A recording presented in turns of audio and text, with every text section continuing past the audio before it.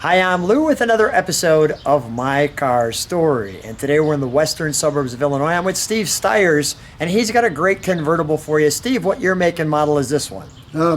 This one is a Studebaker 1964 Daytona. Daytona with a 259 V8 engine.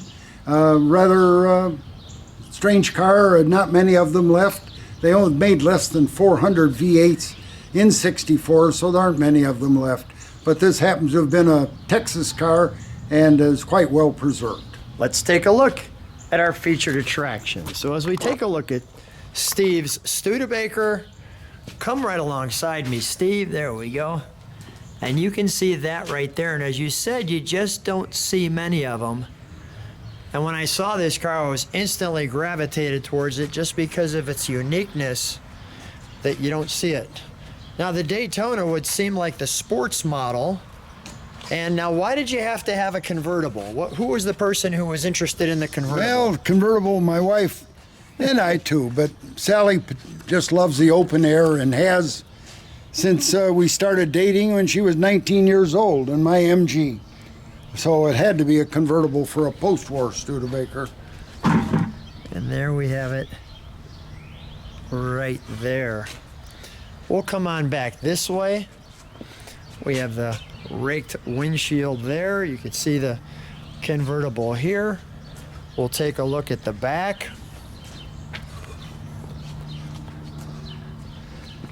There you go. With that back right there. Also, when it's in reverse, they like to feature that the lights will come down and show your road there. Now, did it come with dual exhaust, or did you add that? No, that was put in by the previous owner. Previous owner put that in. Let me just step back one more time. I want to show the side of the car.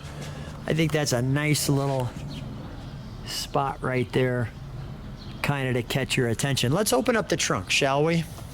So we're going to show you the trunk. Yeah. We actually have... These are safety triangles and a fire extinguisher. Got it. And spare ignition parts. Just in case you need them. Yeah.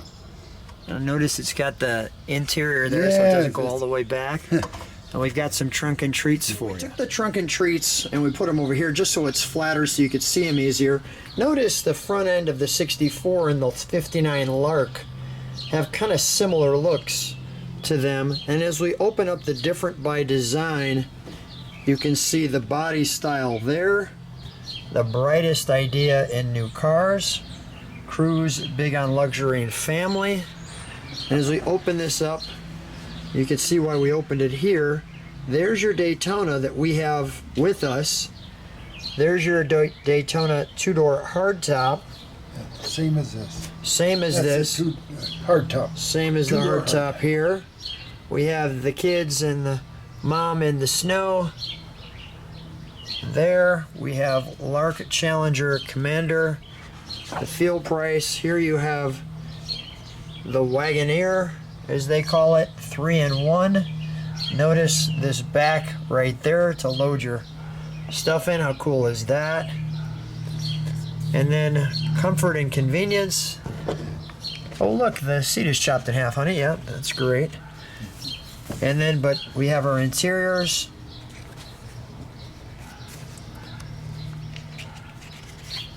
We have our different model lines here.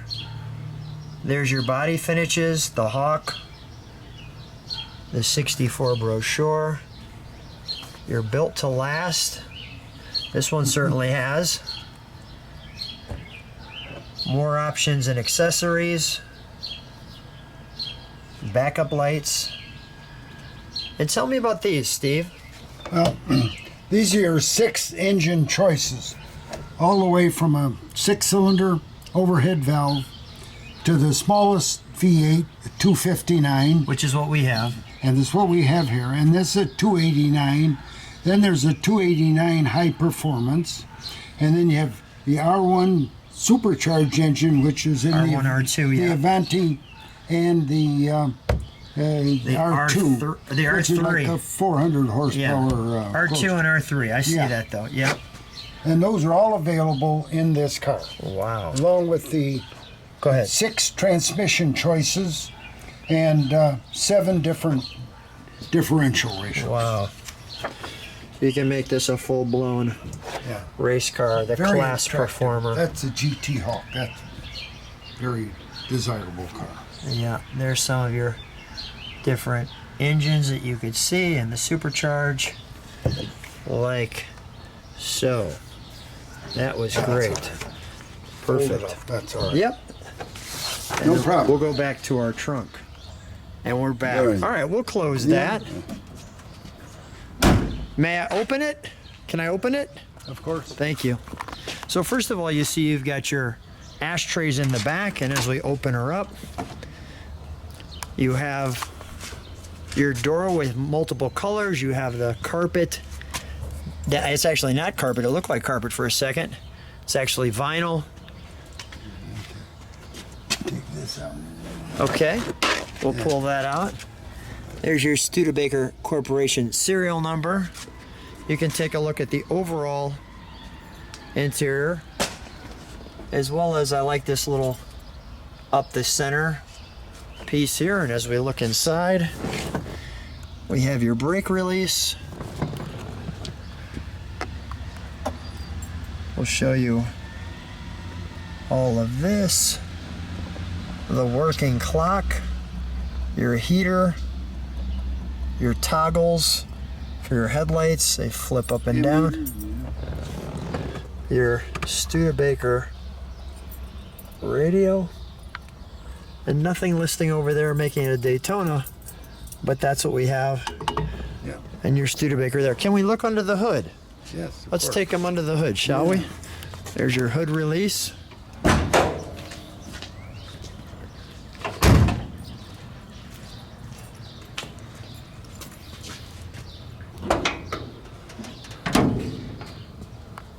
There's your matching number there. I like the yellow valve covers. That's original. We have this bracing across the center here.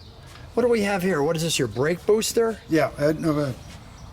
Windshield washer. Windshield washer right Yeah. here. Okay, got it. There's your Brake master cylinder, cylinder, got it. The orange fan, obviously an upgrade This to is the not radar. original. This Yep, you could see that. Let's fire it up, shall we? They cover this area here so you can't see the horns. That's your Studebaker recommended added 1 pint of STP there.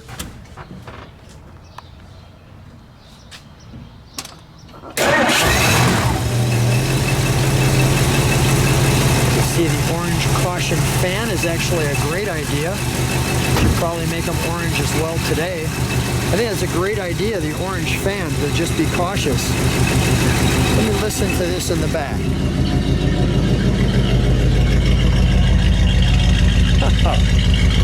Little 259 has a nice rumble. Steve, could you step on the brakes and give it some gas? Give it some gas when you have a minute. Give it a rev.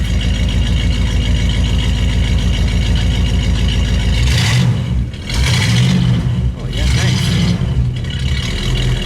Can you step on the brakes for a second? There's your taillights. Steve? Okay. Yep. Steve? One thing Go ahead. your viewers might be interested in, unique thing about the Studebaker V8, it's a 90-degree V8. Well, Most let's do it. V8s Shut are- it off for just a second so they can hear you. Shut it off so they can hear you.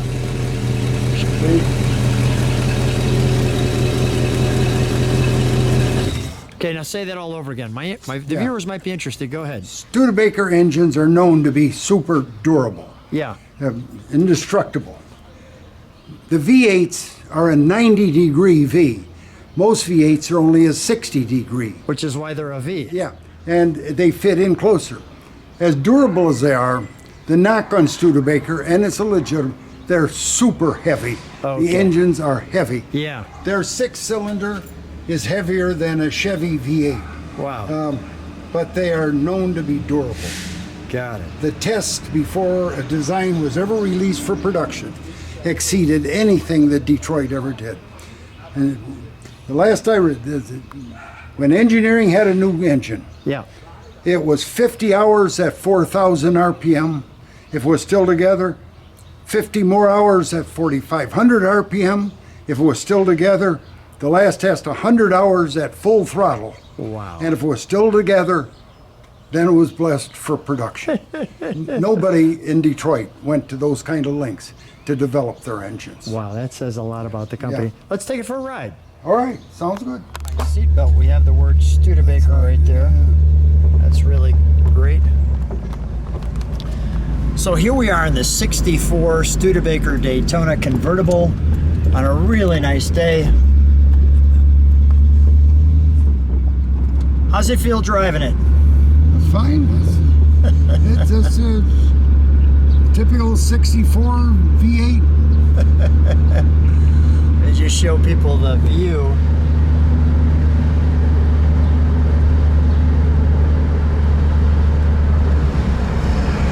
What a nice day for a ride.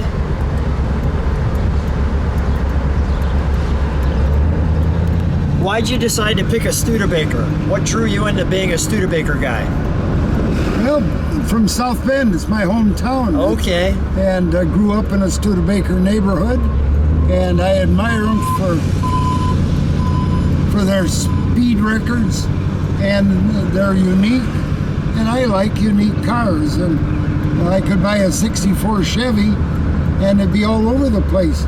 But a 64 Daytona, you're not going to see many. Yeah, you're not going to see many, that's for sure. The ride's really nice. And I like strange cars. I guess I do too. I came running over when I saw yours.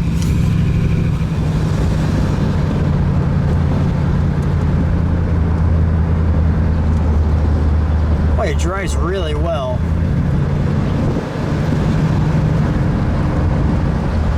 What a perfect day, just let people enjoy that.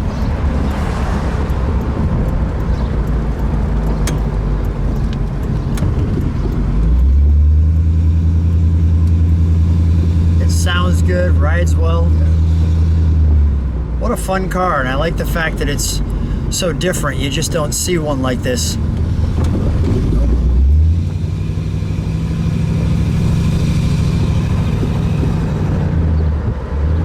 Perfect cruiser in the neighborhood.